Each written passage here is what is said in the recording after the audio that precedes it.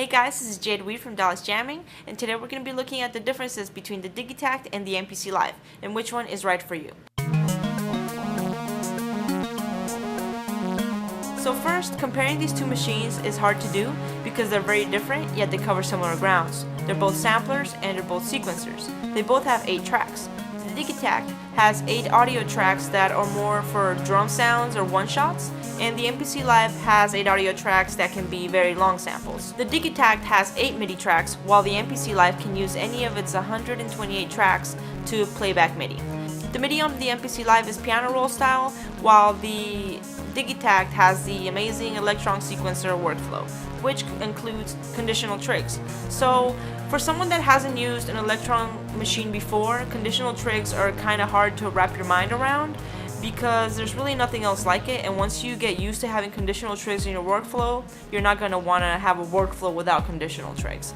So the best way I can explain conditional trigs is, imagine you have one bar and you have 16 steps. Each one of those 16 steps can have the probability of playing 6% of the time, 25% of the time, 90% of the time.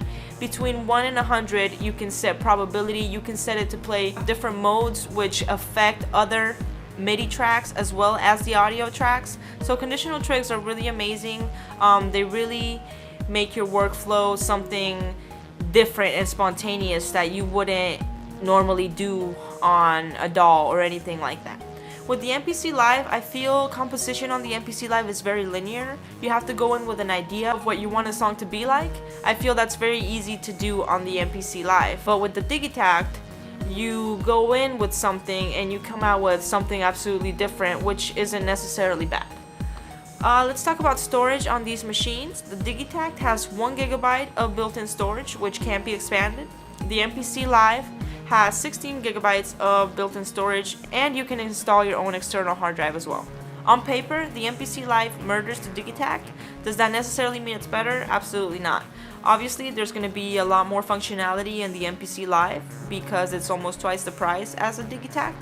So you do need to keep those things in mind and figure out what is it that you're looking for in a hardware and a sequencer that you're not getting accomplished in a DAW or anywhere else.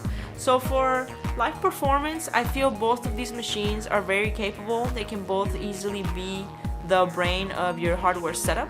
I feel the Digitakt really shines when used with other gear that it can sequence, and you can use the conditional trigs on those and really take advantage of that MIDI sequencer. Although it can be used alone, it's more of a drum machine. You could load other samples on there, but it's only 8 one-shot samples, so that's really going to get limited. So when using that with MIDI, you're really getting 16 tracks, and that's a brain right there. With the MPC Live, I feel you don't really need anything else. You could perform with just the MPC Live by itself.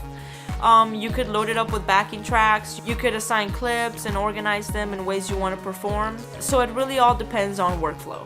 The MPC Live is really a DAW in a box, which isn't necessarily a bad thing. If you're out of town and you want to get some ideas down, I feel the MPC Live is really good for that. If you want to sit on the couch and start an idea up, but like I said, the composition is very linear, so you have to go in with an idea, so you don't get that feeling of sitting in front of a DAW with an empty project that is just begging you and forcing you to fill it up.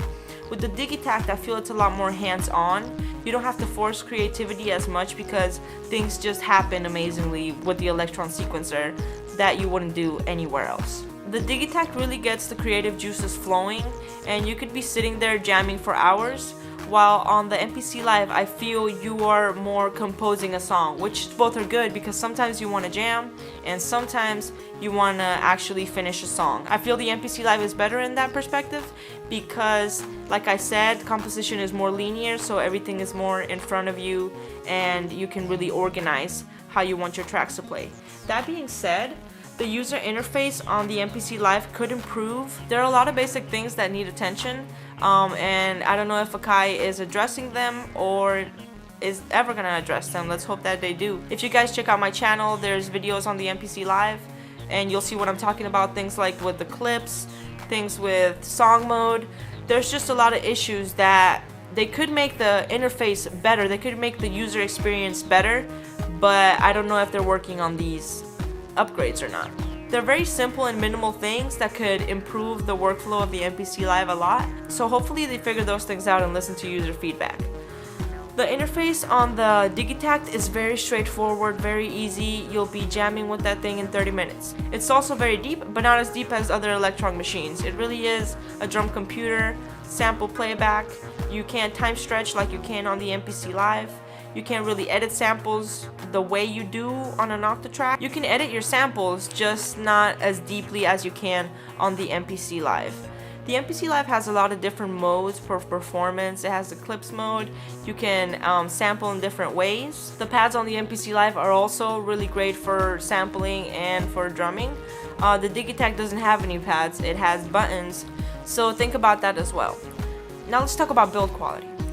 So like every other Electron box, the Digitakt has a metal chassis, the same knobs that you will find on an Octatrack on a rhythm. It looks exactly the same, and it's gonna look exactly the same as their new machines.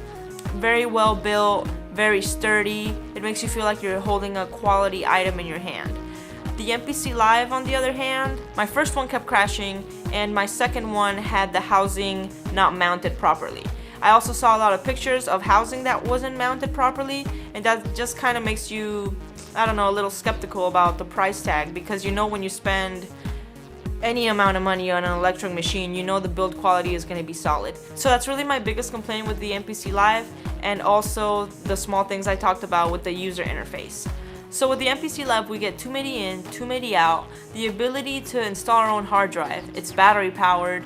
We get these amazing pads. We get 3 stereo outputs, and I am going to mention that the headphone jack is 3.5, which really bothered me, because if you're at this point right now, you should have some 1/4-inch headphones, and I just hate having to use other headphones than my 1/4-inch headphones for this type of thing. The Digitakt has 1 MIDI in, 1 MIDI out, 1 MIDI through, full-size headphone jack, and stereo outs, as well as mono ins. So yeah, so the Digitakt can only sample in mono, but it plays back as stereo. So when you add reverb and delay to it, it really makes a difference. You can't play samples the way you can on the MPC Live. If you look at my using the MPC Live as a synth video, you'll see what I'm talking about. Both of these machines can integrate very well in a DAW environment. I feel the MPC Live is a lot more geared to working with a DAW than the Digitakt is, but that kind of makes sense because the Digitakt, like I said, is a more hands-on machine, get the creative juices going, and then record. You can use Overbridge to mess with your samples and mangle them there. There's also an Overbridge Premium, which we haven't seen yet, so maybe that will bring a lot more functionality to using it in the studio. So those are the differences between the MPC Live and the Digitakt. Comment below, let me know which one you got and why, and if you're happy with it. Do you wish you had the other one, or do you have both? I've seen people with both in their setups. If you enjoyed this video, don't forget to give it a thumbs up and subscribe for more tutorials and reviews. See you guys later.